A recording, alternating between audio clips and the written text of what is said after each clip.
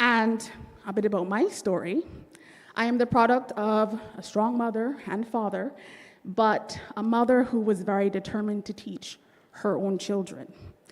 So for most of my primary and secondary education, my mother was both parent and teacher, so I was homeschooled.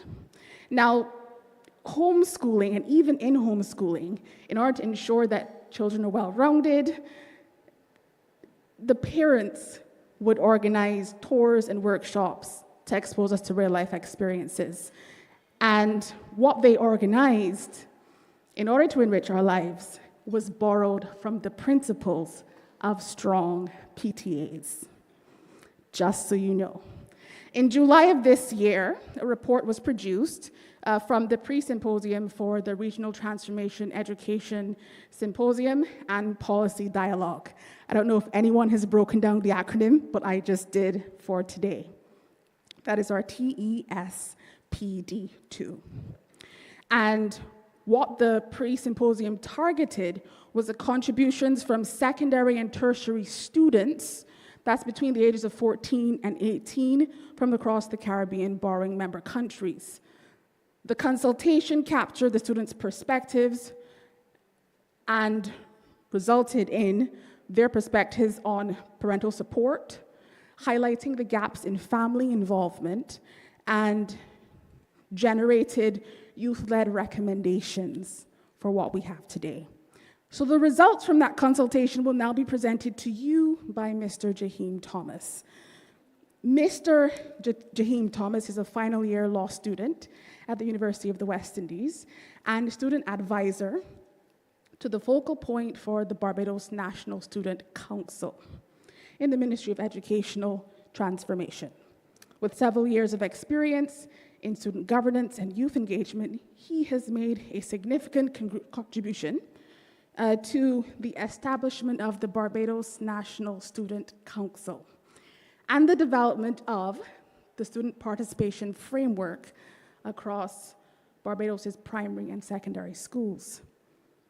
Jaheim is known for his research and authorship on youth, Christianity, and student governance, and he brings a wealth of knowledge to youth advocacy that is shaped by his experience as the former chairperson of the Lodge School Council and as a member of the U.S. Youth Ambassadors Alumni Network.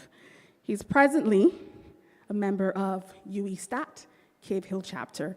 Please join me in welcoming Jaheim Thomas to give us the presentation on the report.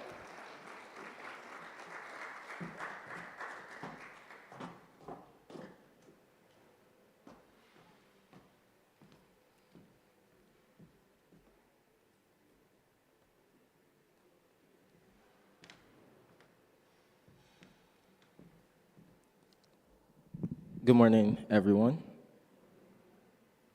Firstly, I would like to apologize on behalf of my co-presenter, Travani Marie Harper, who is the BNSC Education Research Officer. She was unable to make it this morning. My task here is to deliver the report from the symposium, the pre-consultation that was held in July 10th, 2025. The Caribbean Development Bank convened a regional youth consultation on July the 10th, 2025, as a key preparatory activity ahead of this Transformation Education Symposium and Policy Dialogue. This blended consultation engaged secondary and tertiary students across Barbados CDBs. I'll take my time, I'll go again. This blended consultation engaged secondary and tertiary students across CDB's borrowing member countries, providing a critical platform for them to voice perspectives on how parents, guardians, and caregivers can better support their education. The objectives of the consultation was to hear directly from students about how their parents and guardians currently support their learning, to identify gaps and challenges in parental involvement, to also explore youth expectations for effective family engagement in education, and to provide actionable recommendations to inform this symposium. The consultation was attended by 77 youth participants in person, was 20, and online was 57, representing Barbados, Guyana, Grenada, Haiti, Belize, Dominica, Trinidad and Tobago, Anguilla, Turks and Caicos Islands, and the British Virgin Islands. We now move to the key findings of the report.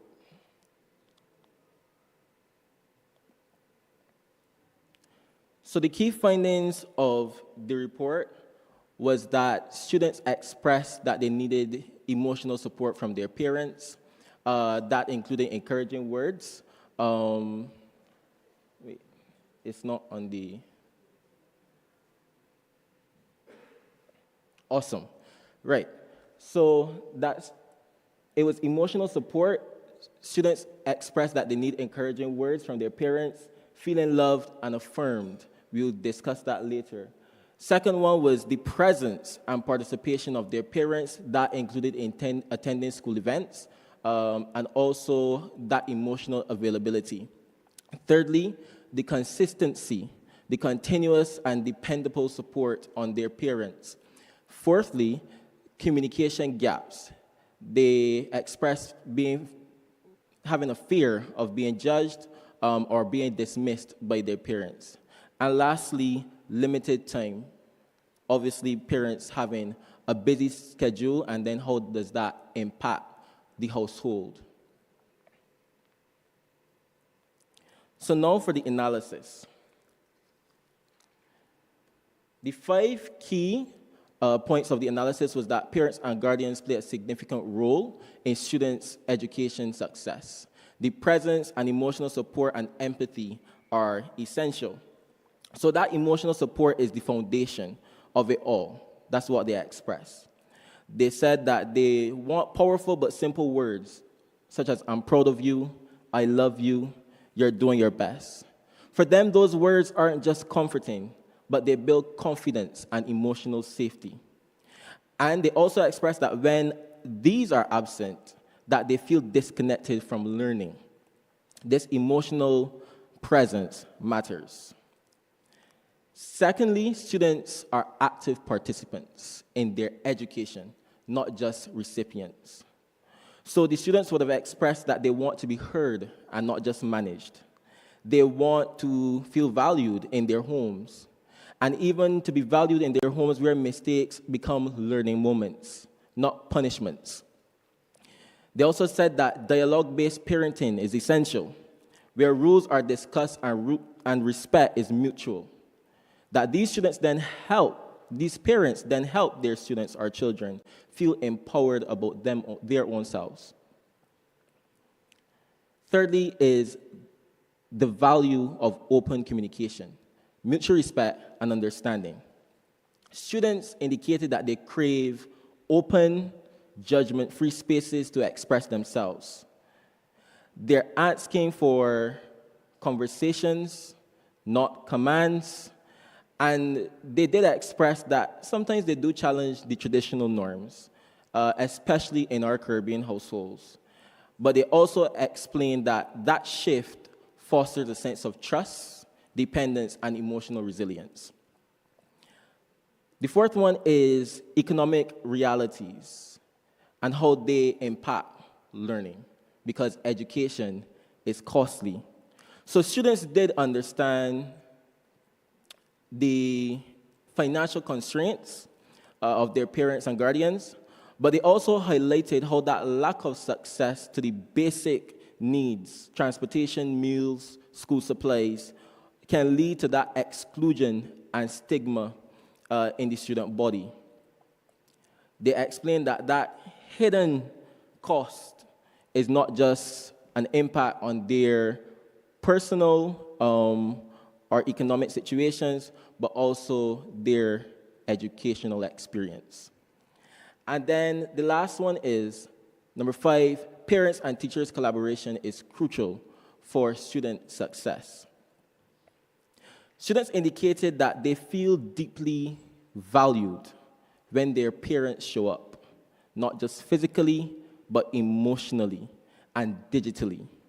Whether it's attending the school events or learning alongside them online, that visibility matters to them the most. And when their parents aren't present, they indicated that they welcome the support from their extended families and communities, because for them, that Caribbean proverb, it takes a village to raise a child.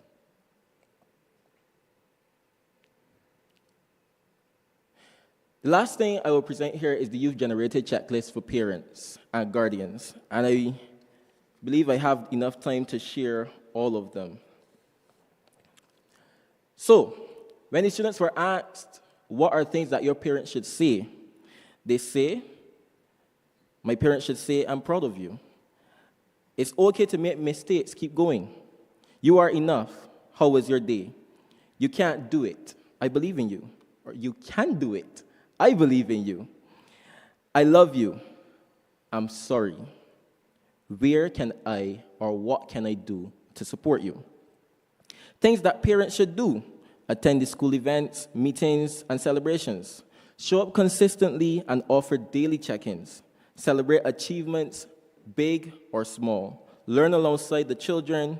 Monitor digital activity when promoting healthy online habits, and create opportunities and study schedules together. Engage in family talks, real talk discussions, but still encourage independence, responsibility, and trust. Offer prayer and affirmation, moral and spiritual support. Lastly, what are things that parents should provide?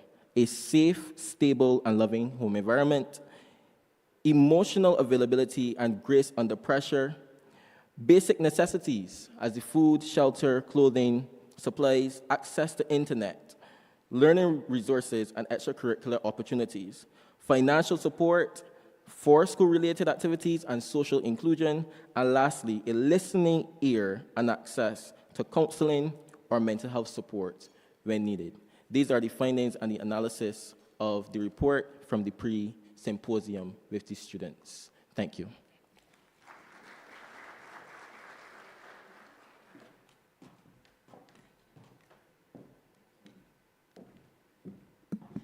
Thank you so much, Tahim. I now have another pleasure to introduce our second part, which would be our panelists for our panel discussion.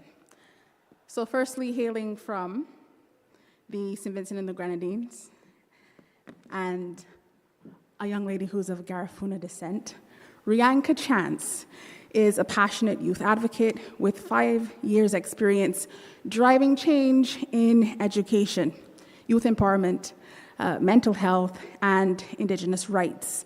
In 2022, she was selected as the U.S. Youth Ambassador and went on to establish a debate society to strengthen students' critical thinking and intellectual growth. Today, Rianka serves as a global youth leader with the Global Partnership for Education, advocating for equitable and inclusive learning systems worldwide. She also chairs the UN Youth Advisory Group and serves as the LUI and UNICEF Mental Health Focal Point, where she co-authored the Youth Caribbean Minds Workbook, Volumes 1 and 2, linking education, mental health, and climate resilience. Please help me welcome Rianka Chance.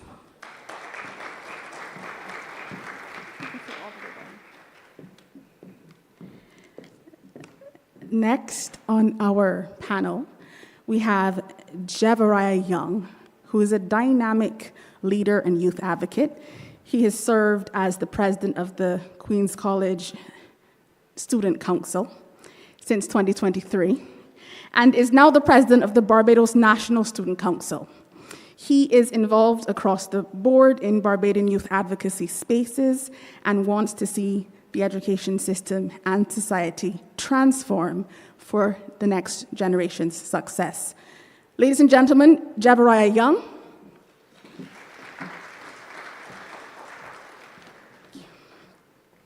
We also have with us today Rondell Ned, who is the Operations Coordinator at Restorative Justice Center with the Ministry of Legal Affairs. With 9 years of experience in youth empowerment, governance, and program management, he has made significant contributions to sustainable development, civic education, and leadership development. He previously served as the program implementation specialist for the USAID-funded Youth Resilience, Inclusion, and Empowerment Project, advancing crime and violence prevention initiatives that strengthened systems for positive youth development. Rondell is known for his pioneering leadership as the first treasurer elected of the Guyana National Youth Council, and as founder of the pioneering Accounting Academy, dedicated knowledge on youth development, governance, and restorative justice. His presentation will emphasize the voices today, and his lived experiences will support that of young boys and in undeserving communities and youth at risk, while highlighting strategies to empower parents and partners in education. Please welcome Rondell Ned.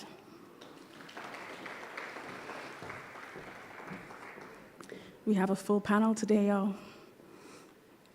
Last but not least, we have Naomi Jordan, who is a student of Harrison College here in Barbados and the first vice president of the National Student Council.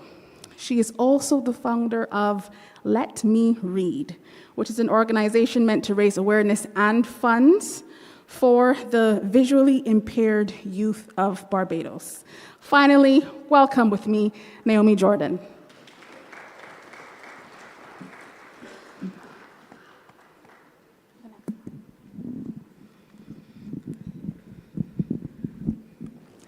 I'm going to head over here and take a seat. Everyone has a mic. I'm going to be very informal. We're having a lovely morning today. So what I'm going to do is I'm going to ask each of these, the youth in the future of the Caribbean, a question, and we'll hear from them first. And then after that, the microphones will be open. So please, I encourage you from now, listen and have your comments, compliments, and any of the above ready for after they've completed their questions. Following the report, I want to come to you first, Devaraya. Because the pre-symposium and the youth consultation, from the report, there was a strong advocacy on the importance of social, emotional support. We heard a few of those words that the youth had used, they want to hear more often from their parents, which is part of their ecosystem.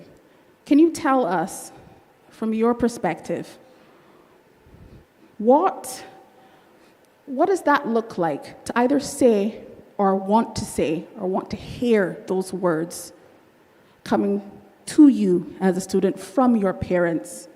And where are the gaps when you do not hear the words that we saw presented earlier?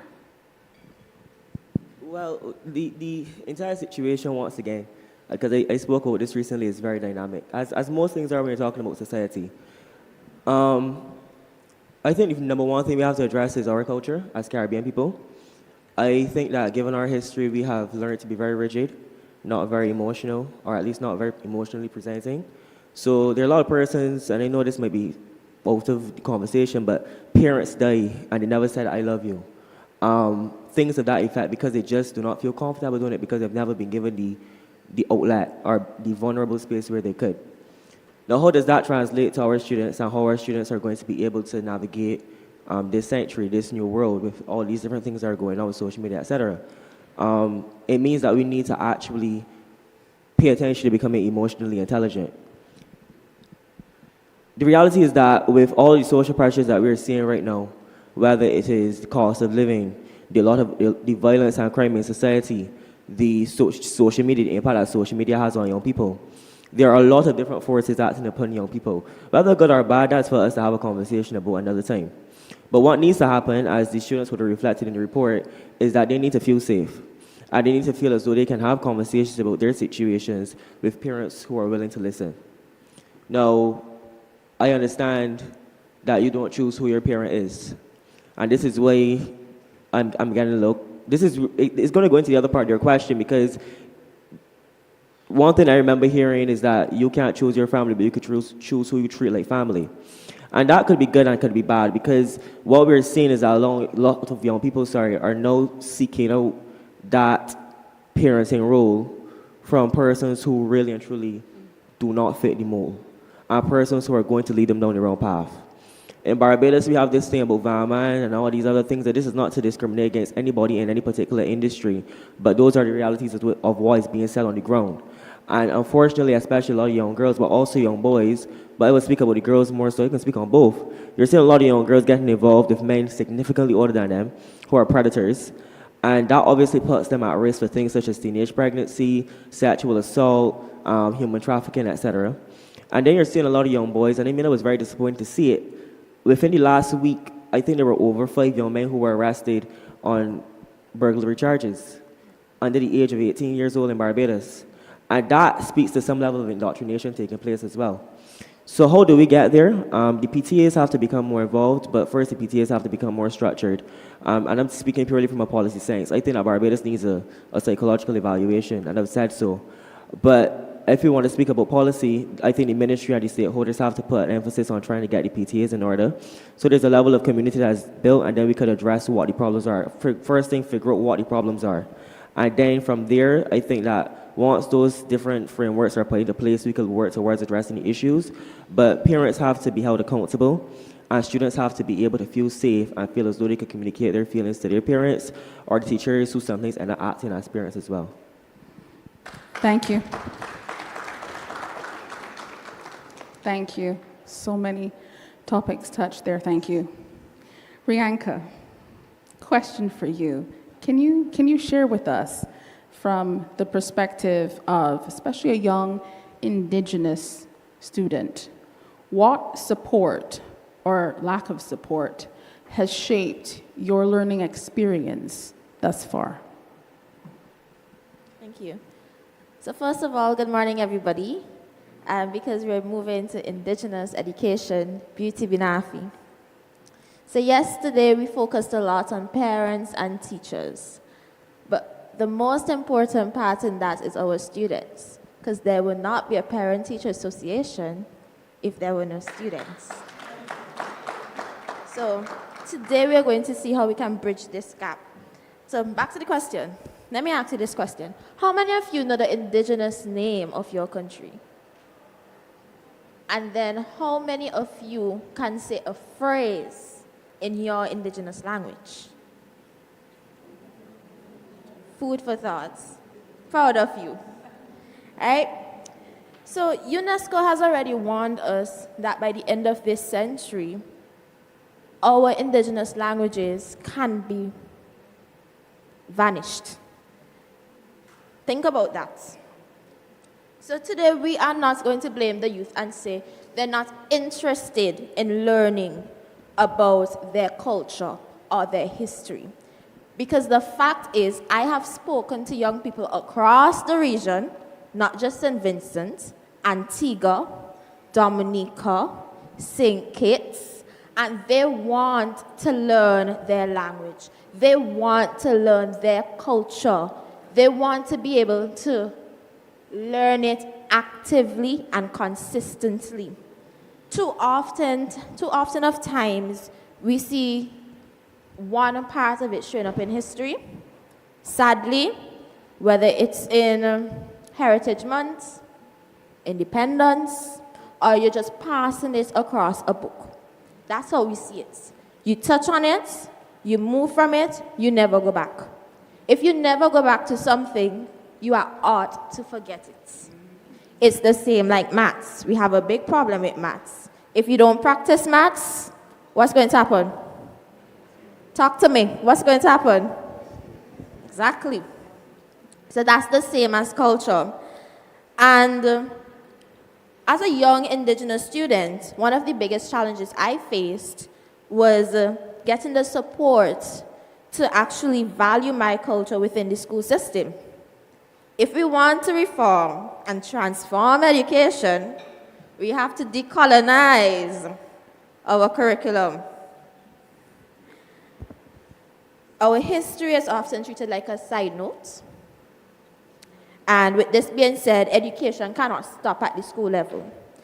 The reality is, our parents nowadays do not know their own history. And with this being said, we have to bridge the gap there. We need to have our parents in the same rooms with us, learning the dances, learning the languages. Then when we get home, they help us to reinforce it. Think about it as this way. If our parents, teachers, and students stood side by side in the journey, schools teaching your culture, your history with pride. I was listening to a documentary this morning, and in the States, in Canada, India, all of these places, they're saying they want to see their history more. England and all about. So if these countries want to learn about what their people did to us, who are we? We need to learn about what we did. We need to take back our rights. They said to emancipate yourself from mental slavery. So we need to emancipate ourselves from this slavery of sticking to our colonizers in a textbook. No? Ooh. I hope you guys are gathering your questions, thoughts, and comments, because the young people on the panel will continue to speak the real, authentic, lived experience. I'm going to move on to a question to Naomi now, but thank you, Rianka. I think that is a to be continued. Naomi, from your experience, and that would include with the disabled population in Barbados and across the Caribbean, can you tell us from your own experience, then, what is one thing that is working well in education currently, and then perhaps one or two factors that you believe parents should be more mindful of in order to support students? Good morning, all. I am a student of Harrison College, but I'm also a student that constantly has to deal with and lives with something called dyslexia. Now, I am not disabled, but I'm differently abled. I'm a neurodivergent student. Currently, the school system caters to neurotypical students. Now, personally, I've had so many different experiences. I'm going to start on the negative part, unfortunately. I'm going to do a little sandwich. I'm going to do negative, positive, then negative again. I have experienced multiple different occasions where teachers would diminish completely what I have to do or what I have to do differently according to other students. I am in third form. I had to deal with a teacher who decided that I wrote an essay for her, and she realized that obviously I was having problems with my spelling and the way that I would have put my words. I would have put is before R or something like that. And she decided by herself, without consulting anyone, that something was wrong with me. So she needed to find a way to fix it. And decided that I was going to have to come in at lunch times. I was going to have to do essays with her constantly without even letting the parents know what was going on. So me, I'm a third former, I'm obviously kind of intimidated, and I have to figure out a way now how to gauge what's going on when she's not telling me anything. I went home to my parents. They were very, very upset, obviously, because this is someone who is supposed to be communicating with them, telling them what's going on, giving me information on my child, telling me, okay, I think that she has a problem, maybe you should go get help for her. Instead of doing that, she decided that I would have to come back every single day to do it over and over again for about a week. In doing so, she made me personally feel like I was inadequate. Now, Obviously, because of my parents, because of their belief system, they know they have this thing where it's like you have to raise a child up in the way that they should go. And when they get older, they won't stray from it. It's a Proverbs, actually.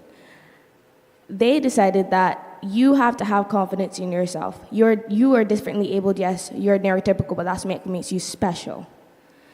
Now I'll move into the positive. Because of their ideology,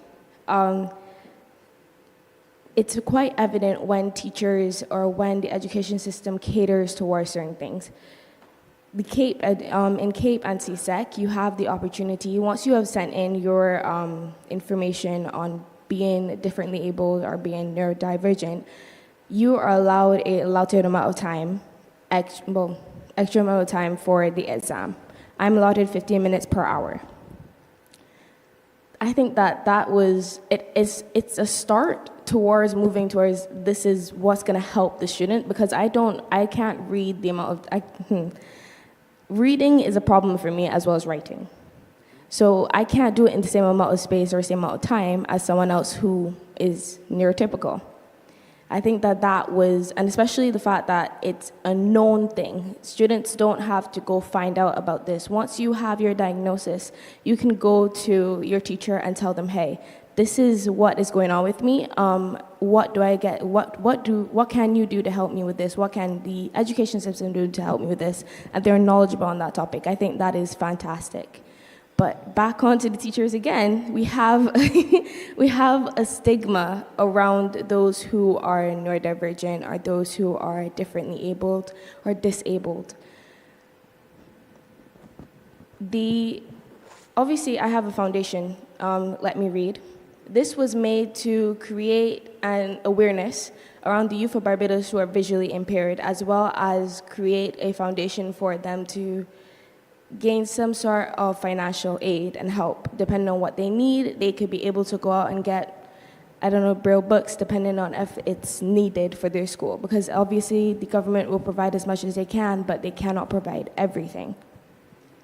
But the stigma around these schools and the stigma around students is quite evident when you speak to a person. They're like, dyslexia doesn't exist. You're just not trying hard enough. I've had a parent actually after an exam come up to me and be like, excuse me, why were you in the exam for so long? Why are you getting extra time when my daughter doesn't? And I've had to stand up there and explain to them that, firstly, I'm dyslexic. I cannot do the exam in the same amount of time that your daughter can. But because of the stigma surrounding dyslexia, they still, I don't want to say audacity, but they still had the idea that it was unfair. They even went to the examiner and decided to complain about it. We had to have a situation where we had to inform the parents about this is something that can happen, this is the reason why. And some parents don't even diagnose their children in time because of the fact that they have such a harsh standard, a harsh stigma around it, that if your child is not the same as everyone else, if you don't fit in, and if you cannot thrive the way that everyone else can, then you're not special, you're not qualified. Thank you very much. Ladies and gentlemen, parents and stakeholders in the room, I know we're all listening, and some of you would have heard similar stories. As you ponder about your questions, I think it would be good to hear recommendations about what the PTA can do and the National PTA can do in response to some very lived, honest experiences. We have one more panelist. He's going to share his thoughts and opinions. And the question for you, Rondell, is: can you share part of your story and what makes you think? What makes you think about the difference that is keeping students, especially boys, engaged or disengaged in education? Thank you very much. My own journey has shown that both the opportunity and challenges that young men face. Unfortunately, I was not privileged to attend nursery school due to the fact that my mom has a disability, and she was not able to push me forward into nursery school. However, I was able to access a primary education, which led me to accomplishing a graded secondary school. But because of the challenges and lack of finances to take public transportation, I attended that school for 1 year. After which, I had to take a transfer into a school within my community, which is known as the ghetto community, an underdeserved community. So I went to that school. There was many things running through my mind, even as I enter, the gates, because I'm thinking that, you're moving from a graded school to a B graded school, which can limit your potential. But the teachers there were my mentors. They saw potential in me and reminded me daily that it's much more than just a grade, but it's a pathway or gateway to leadership and purpose. And so after completing CXC, I worked on a number of projects, one being the USAID Youth Resilience Inclusion Project, whereby I had the opportunity of doing a risk research with young people from the same community. And one of the things that I found from young men who are, idling on the corner is that due to the fact that they have not experienced a male figure within the home has caused them to venture out into the world of work at an early age to assist their parents. And I did a background research as it relates to that same young man and his academic performance. And I found that he was very, he was an excellent student, an A-graded student within his school. But because of the challenges, he was unable to really access a quality education. And so that brings us to the point whereby our PTA body, I strongly believe that we need more male role model on our PTA so that they can bridge the gap within the education system to help our young men and boys. And in doing so, I really believe that we should establish a national mentorship program that can serve as an extracurriculum activity within our school system that would help our young men. And we can attract an incentive that will captivate their attention to attend this program. We can also rely on past student, past male, to come in and to share their experience and to mentor and to lead and to guide them.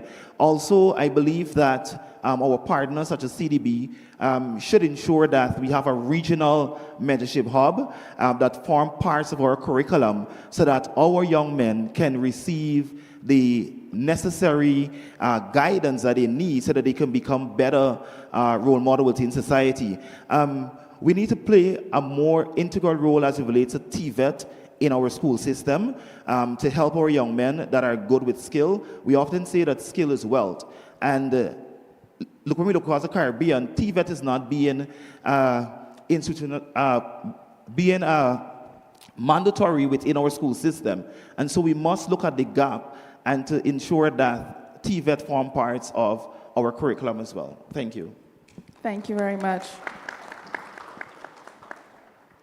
Thank you, panelists, for answering questions, sharing thoughts, and your experiences. I will now open up the floor to questions, relieving time, especially questions, solutions, contributions.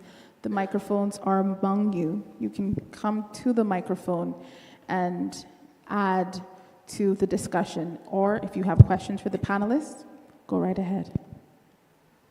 First, I would like to ask all of us to give these outstanding young people a round of applause.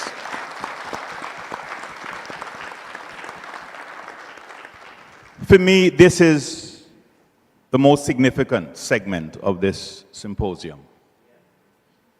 I will share with you a haunting thought.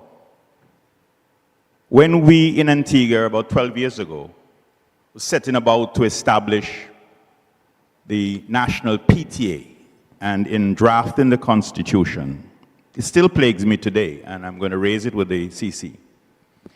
I was of the view that there is this mindset that we think for, we interpret for, we act for young people. And that they do not have the capacity to think. They don't have any ideas. We have it all, a kind of conceit. And so I was trying to persuade my members for us to name the association the National Parent Teachers Student Association. It was revolutionary, and it still is. Because I believe that one of the fundamental problems that we, the seniors, in many ways are the problem in a lot of things.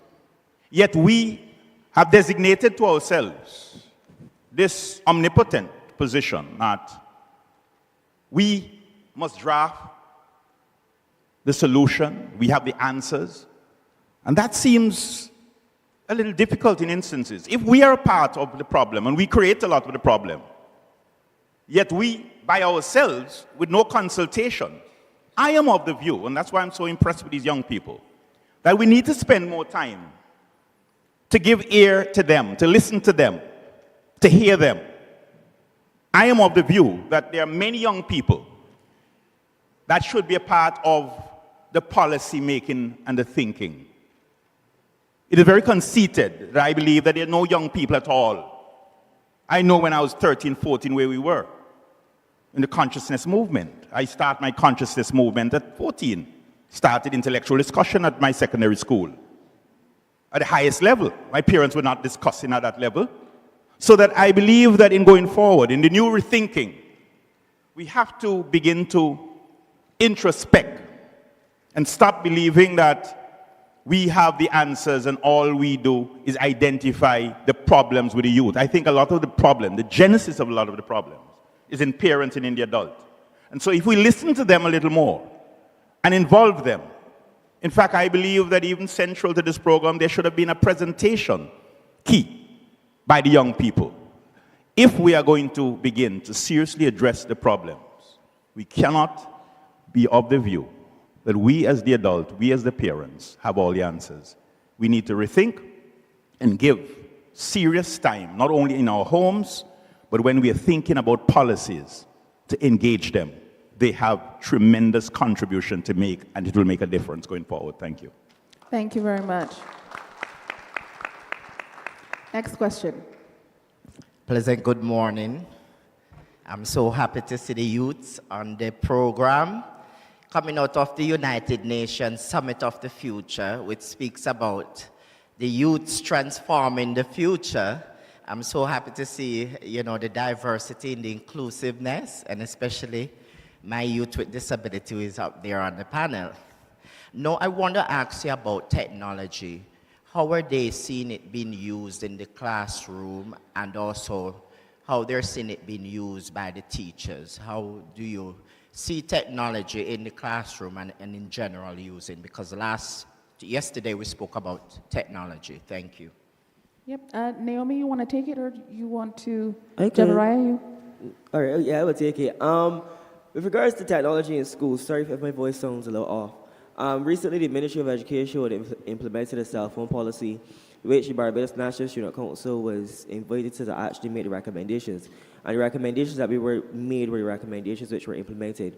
So youth are being involved in discussions, I would say that much. So I want us to pivot away from the entire thing about giving young people a voice, but more so to making sure that when that voice is being heard, that is actually, there's action to it or action behind it. But to go more specific note to the question about where we see technology in schools, it's difficult, and that's where the policy had to come into place, because there is the abuse of technology inside of schools. There are people bring to school their phones, recording things that they should not be recording, sending messages that are malicious, doing a lot of things that really and truly I think are a manifestation of the same societal issues that we would have spoken about previously. But on top of that, there is a really good side to technology, as you would expect. That's the purpose of creating technology, to make things easier and quicker. And at least at my school, and I want to make sure that I'm clear, because my school is different to others. I mean, not Naomi, so it might be different.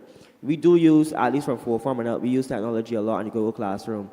Majority of my notes I get posted inside the Google Classroom, And it takes away a lot of time in class of me having to sit down and write notes, and allows the teachers to either go about practical steps or having discussion-based pedagogy go on, which I think is really good for a student like me who likes to talk.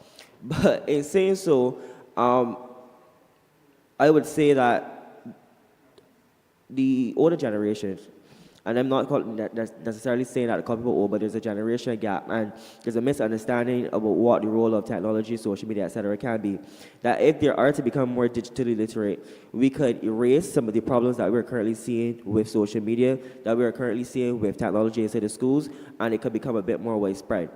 Because one of the limitations of the policy which was implemented for the ministry was that only full farmers were allowed to use the devices at school, the cell phones at schools, because they really only spoke specifically to cell phones. But the first and third farmers, for instance, at my school were benefiting from it previously, but now that has been taken away from them. So I want us to be very careful. I know that in some parts of the world, they're moving away from it once again because some people see it as a distraction. I don't believe it's a distraction. I just think there needs to be deeper understanding. Now, why do I say deeper understanding? I just want to make sure that I clear up the point a bit. A lot of you do not know the things that we could do on technology. I mean, a lot of things that we could do on technology you have no clue about. And it goes into the parenting thing as well. A lot of parents don't even know what their children are doing on social media and what they're doing with technology. And if there's that level of ignorance which exists, it then creates distrust. And that distrust is what is leading now to the restrictions being placed on the young people. If there was an understanding, then the policy could have been framed to target the specific issues and not be a big generalization. But because that does not exist, we have to take this holistic approach, well, not even holistic, we have to take this general approach better yet, and then that kind of limits us in where we can go. When it comes to artificial intelligence and things like that, there's always a broader conversation to have. I really and truly think it could be implemented, but I do not think it's necessary at least at the secondary and primary school level because of the risk which it can have with regards to academic integrity. But I would say, yes, technology has a place, not just for neurotypical students, but also neurodivergent students as well. But there needs to be a deeper understanding from stakeholders on how it can be used. Mm-hmm. Thank you. Naomi, do you want to add, when answering about technology in schools, do you want to add from the perspective of what may need to be included as it relates to the disabled community? Well, my colleague Jeffrey obviously went and he kind of delved into it slightly. But as a differently able student, currently I use my tablet in every single class. The only class I don't use it in is because of a preference of one of the teachers.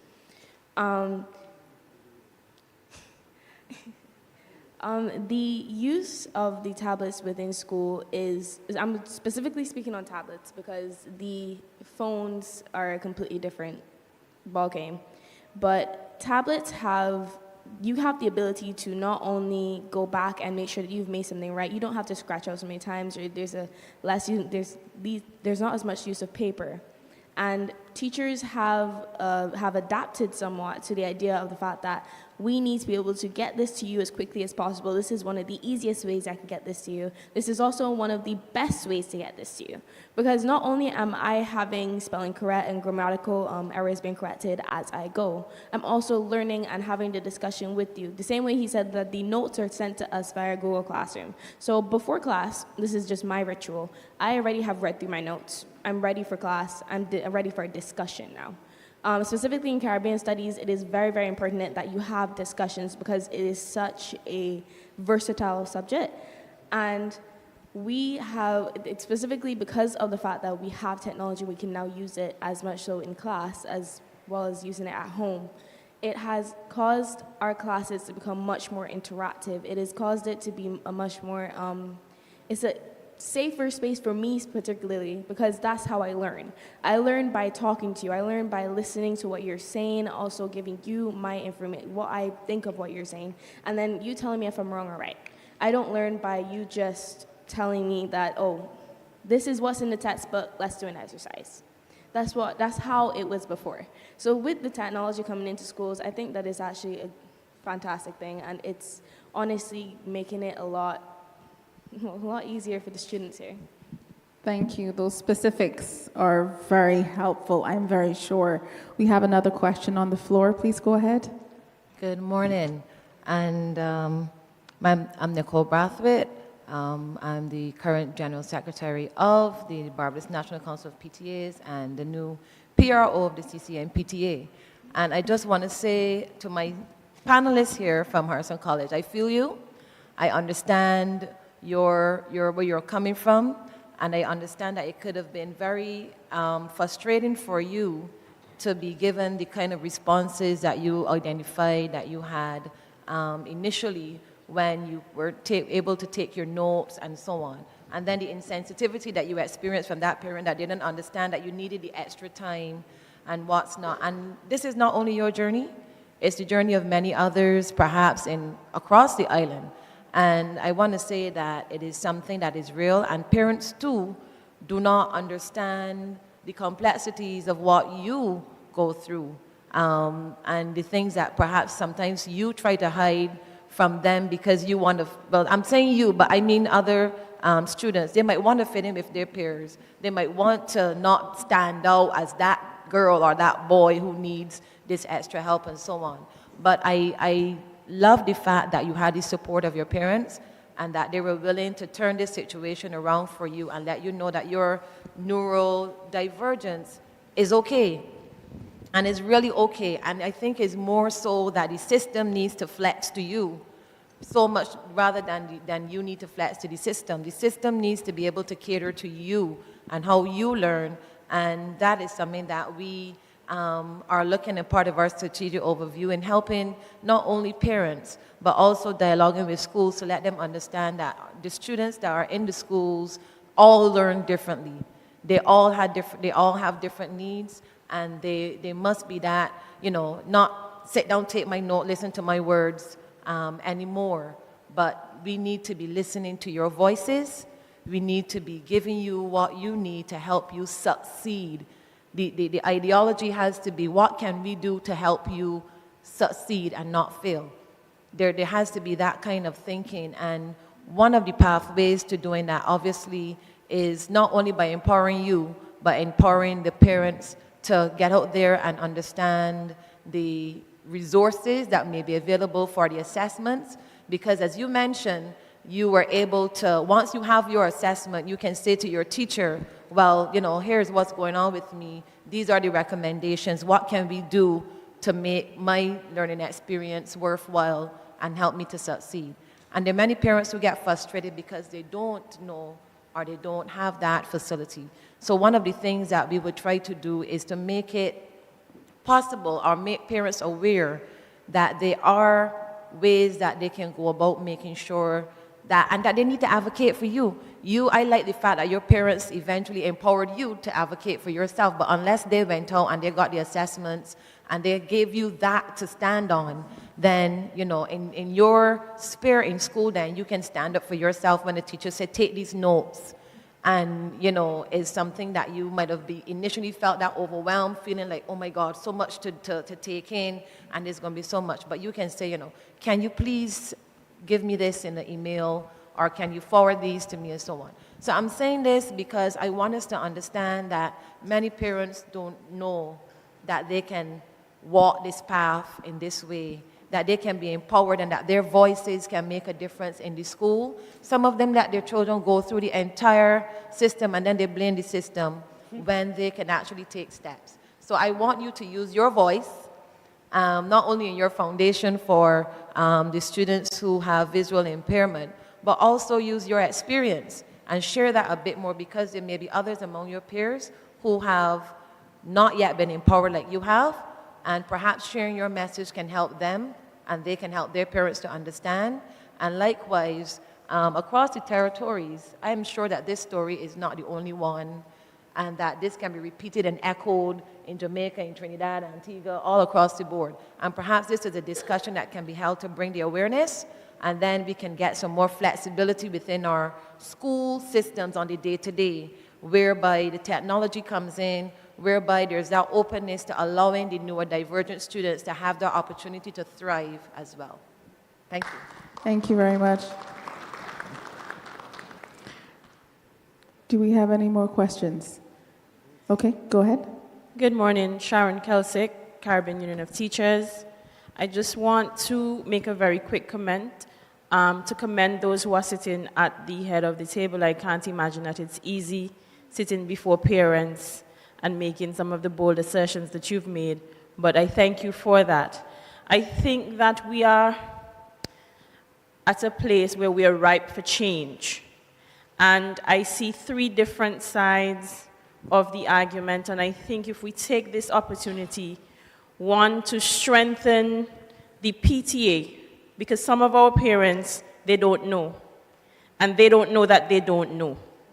And I went through some of the stories that they give it's similar to many of us in here because we're coming from Caribbean parents.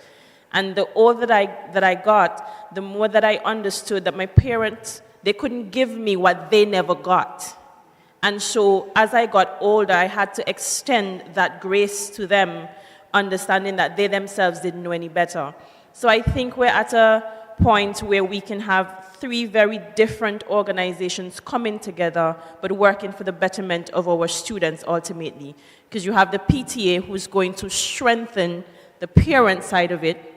You have the Caribbean Union of Teachers who continue to work with our teachers to strengthen them and to ensure that they have the training. So what happened to the young lady will not happen in our schools. It would not be prevalent. And what I'm urging the CDB to do is to invest in our national student councils, and eventually, hopefully, we can have a regional, if it's not in existence, because I'm not sure, but if it is not, that we have a regional student council that can speak to these things and help to advocate for our children. Because really and truly, as I said, some of our parents don't know, and they don't know what they should be advocating for. And so I think if we have these three arms coming together, then it just allows for there to be better protection of our education system and our students who make up that system. Thank you very much. I think that is a very visual, very simple structure that really should produce the results that we would like. Okay, we'll take the three standing. This will be the last questions that we have. We're coming down to the end of our time, so make it short, sweet, so that we can remember it all. Go right ahead. Okay, I want to piggyback on what Ms. Chan says. Betty Ann Skinner from the Bahamas, and she had spoken about the children wanting to know their culture, and if not, they will lose it. And that is so correct. In the Bahamas, our national festival is called Junkanoo. The irony is, in Jamaica, they have Junkanoo. And 35 years ago, when I went to school in Jamaica and I heard that Junkanoo was coming, at the age of 15, I thought it was the Junkanoo we had. When that Junkanoo came around the corner, I was petrified. Totally petrified, because it's the same name, but it's different. But ironically, that's the way how the Junkanoo in the Bahamas started, and I did not know that part of the culture until I got older and saw the scrap paper, but our Junkanoo is totally different. And what the Ministry of Education in the Bahamas has done, they have now introduced Junkanoo in the curriculum. And the irony of it, it's really good, because there's an old saying in the Bahamas, if you date a man or a woman who are a Junkanooer, you are not going to see your spouse for at least 2-3 months. The last time you will see them is October, and you may see them after New Year's, because they're in the shack. They're pasting, they're crafting, they're cutting, they're doing everything for bragging rights. And so the ministry now has put that into the curriculum. Junkanoo is now an art. So the children who grow up knowing that mommy was in the shack, daddy was in the shack, now they understand. And so we now have junior Junkanoo. Junkanoo is in November, December. Junior Junkanoo is in January. My son's school, we came third. Madam Third President, her school came first, so we know they are the school to beat next year. And now that we also now have what the ministry has now introduced, it's the alumni Junkanoo. Whereas when you were a child, you used to rush against this other school and that other school, and now the parents are coming back to their old alma mater, pasting and going and rushing. And during this, they are learning the culture, they are learning the beauty, they're learning the work, and you also have bragging rights. And so I think that is a thing that a lot of countries need to adapt. put the culture in the school, make it enjoyable, make the children really, really want to learn about it. And so that's an idea because we are really thriving with that. Thank you. Thank you. Thank you very much. We have 5 minutes remaining to split between the two of you. So be kind to one another. You are first, but be kind. Thank you. Okay, thank you. My name is Anne-Marie Wilmot, and representing the Caribbean Center for Educational Planning in UWI Mona. I think one of the primary objectives of this gathering is to explore how we can provide better teaching learning experiences for students. And your first panelist mentioned, with strong emphasis, decolonizing our education system. And it's not uncommon in circles, but as educators, we talk about it. And I'm not sure we've heard a lot from students' experiences. So I wanted to ask you to share with us what you identify, or a few of the things, or even one, given the time that we have, that you have identified as a kind of colonial relic that is still with us, and how would you want that to be replaced? What would you want to be learning, or how would you want to be learning instead of this colonial way that you've identified? In a minute, that's your challenge? You can do it. You can do it. Go ahead. Thank you for that question. And we can see colonization in our schools from the uniform come straight down. All right? For me, I love uniforms. I think it brings prestige and all of that to your school. I love it, right? But in terms of the subjects we do, maths, English, science, what else do we do? Social studies at times. It's the same subjects that were brought to us. And as a matter of fact, yes, we moved because we can now learn. But I was speaking to somebody today, and they were even saying, they are of indigenous heritage as well. They were saying that they could not get to go to school in a sense. He is going to be the first person in his entire family to get a university education now. So we need to move away from just the maths, English, science, social studies. We need to bring more of our stuff into it. Every child deserves to know about civic engagement. Because guess what? The youth, that's the ones who's going to be the decision makers when elections happen. Some of you may have different perspectives. I'm ready to take the licks. However, our children need to learn what to do in these times. What are my rights? What is my right as a student? St. Vincent doesn't have a National Student Council. A lot of students don't know their rights there.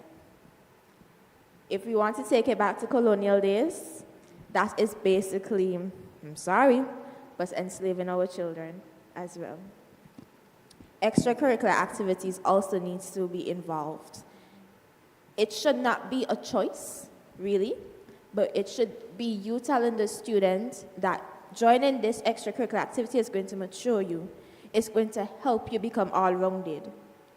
That is also an integral part in decolonizing our education system as well. Making sure all students do an extracurricular activity, public speaking. We have guides, but we need something for the boys. All boys don't want to be in scouts. We need dance. We need poetry, performing arts. The arts industry is kicking right now. We need these things. Thank you. Thank you very much. We are just out of time. Is your question a sentence? I promise to make it very brief. Earlier, by the way, I'm Courtney Thompson, the CEO for St. Kitts Nevis TVET Council and the chair for Cantor. I'm actually here in the capacity as the chair for Cantor and not representing St. Kitts. So I'm here to talk about TVET. And I'm glad because I came earlier this morning and made a request to the new body to push and advocate for TVETs in our schools. And I was actually pleased to hear it coming from the students, the youth themselves, saying, we need more, we need more. We need TVET to be mandatory in our schools. If they're telling you they need it, They have seconded your request. then Yes. it's just a It has been reinforcement. affirmed. When the ministers and you sit and talk to administrators and administrators, let them know it's not just you saying it.